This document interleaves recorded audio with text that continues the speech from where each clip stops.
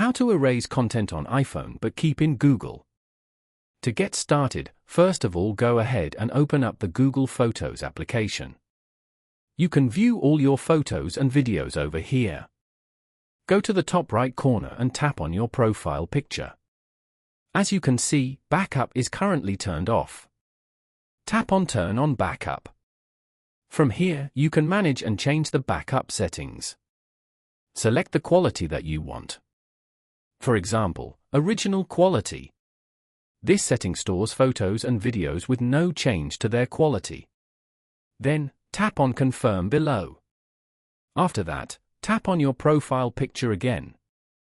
As you can see, the backup is being prepared and tap on it.